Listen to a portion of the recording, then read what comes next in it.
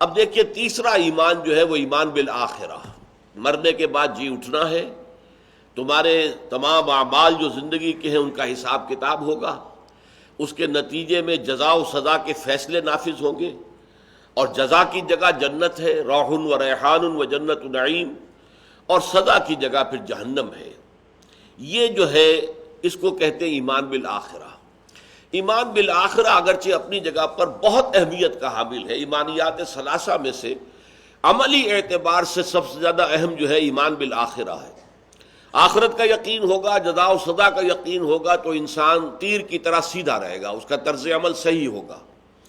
لیکن آخرت کا ایمان کسی وجہ سے کمزور پڑ جائے، محاسبے کا خوف نہ رہے، جزا و سزا کا تصور جو ہے وہ کچھ کمزور پڑ جائے، تو پھر انسان غلط راستوں پر اپنے نفس پرستی میں، شہوت پرستی میں، مفاد پرستی میں، دولت پرستی میں، شہرت پرستی میں، وہ مختلف پرستشوں کے اندر ادھر سے ادھر، ادھر سے ادھر جو ہے ہو جائے گا۔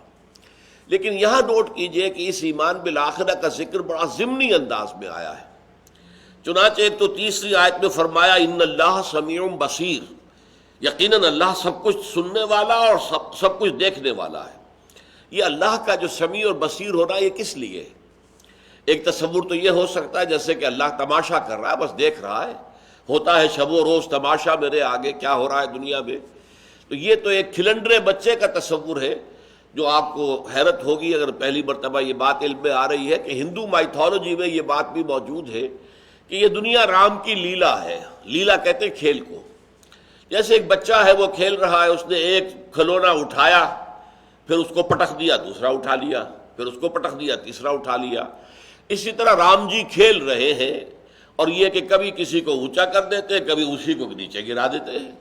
اونچ نیچ کا کھیل ہے جو کھیل رہے ہیں، تو معاذ اللہ ایسا معاملہ نہیں ہے، بلکہ اللہ کا سمیع و بصیر ہونا اس اعتبار سے ہے کہ تمہارے تمام اعمال چھوٹے سے چھوٹے اور بڑے سے بڑے وہ اللہ کے علم میں آ رہے ہیں، اور تمہاری زبان سے نکلنے والا ایک ایک حرف اللہ کے علم میں ہے۔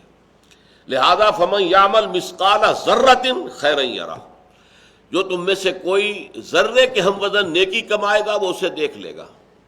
ومن یعمل مثقال ذرۃ شرا یرہ، جو اگر بدی تم نے کمائی ہوگی چاہے وہ بھی ایک ذرے کے ہم وزن ہو تو وہ بھی تم دیکھ لو گے۔ اس اعتبار سے اللہ سمیع ہے، بصیر ہے، وہ سب کچھ سننے والا، سب کچھ دیکھنے والا ہے۔ یعلم ما بین ایدیہم وما خلفہم، وہ جانتا ہے جو کچھ کہ ان کے سامنے ہے اور جو کچھ کہ ان کے پیچھے ہے۔ سامنے سے مراد کیا ہے؟ جو عمل میں نے کیے ہیں، کرتوت کیے ہیں، وہ میرے سامنے ہے، مجھے معلوم ہے میں نے کیا کیا کچھ کمائی کی ہے، کیا میں نے کرتوت کیے ہیں، کیا میں نے کوئی بھلائی کمائی ہے، تو وہ بھی میرے علم میں، میرے سامنے ہے۔ لیکن ایک یہ کہ میرے مرنے کے بعد میرے ان اعمال کے اثرات بعد میں بھی رہیں گے۔ میں نے کوئی اچھی اولاد اگر چھوڑی ہے، نیک اولاد چھوڑی ہے، تو اس سے عوام کو فائدہ پہنچے گا، لوگوں کو فائدہ پہنچے گا، دین کی خدمت جاری رہے گی، اس میں میرے بھی حساب میں اندراج ہوتا رہے گا نیکی کا۔ اگر میں نے کوئی بری اولاد چھوڑی ہے، اس کی تربیت نہیں کی ہے، اس سے جو شر پھیلے گا، جو برائیاں پھیلیں گی دنیا میں، تو اس میں سے مجھے بھی حصہ ملتا رہے گا، اور یہ قیامت تک سلسلہ جاری رہے گا۔ اس اعتبار سے فرمایا یعلم ما بین ایدیہم، اللہ جانتا ہے وہ سب کچھ بھی جو ان کے سامنے ہے، وما خلفہم، اور جو کچھ کہ ان کے پیچھے ہے، وإلی اللہ ترجع الامور، اور بالآخر تو تمام معاملات اللہ ہی کی طرف لوٹا دیے جائیں گے۔ یہ فعل مجہول ہے، یہ نہیں ہے ترجع الامور، نہیں ہے کہ جو معاملات لوٹ جائیں گے اللہ کے، نہیں، لوٹا دیے جائیں گے، کسی کو پسند ہو یا ناپسند۔